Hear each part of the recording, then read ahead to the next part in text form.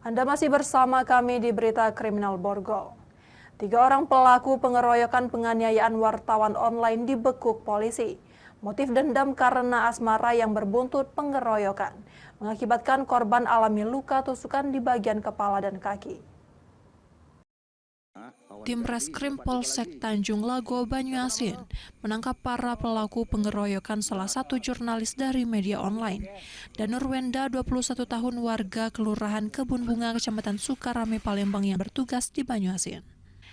Akibat dari pengeroyokan, korban alami 2 luka tusuk di bagian kepala memakai obeng dan bagian kaki kanan serta bagian tubuh lain memar akibat permukulan. Para pelaku yang ditangkap mengakui perbuatan yang dilakukan akibat dendam.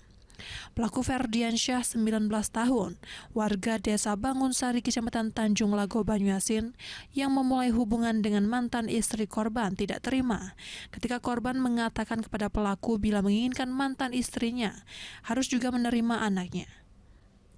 Pelaku yang tersinggung dan menaruh dendam langsung menyerang korban saat sedang menonton acara kuda lumping di Desa Tanjung Lago, Banyuasin, dibantu 2 orang temannya, Pidar 17 tahun dan Mario 19 tahun. Kemudian diawali dengan Ferdiansyah mendatangi korban dan memukuli korban, akan tetapi dilerai oleh warga. Kemudian tidak lama dari kejadian itu, Ferdiansyah datang kembali,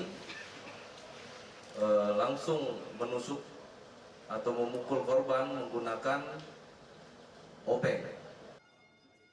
Atas perbuatan yang dilakukan, para pelaku ditetapkan sebagai tersangka dan ditahan di Mapolres Banyuasin. Dari Banyuasin, Ahmad Syaiful, iNews melaporkan.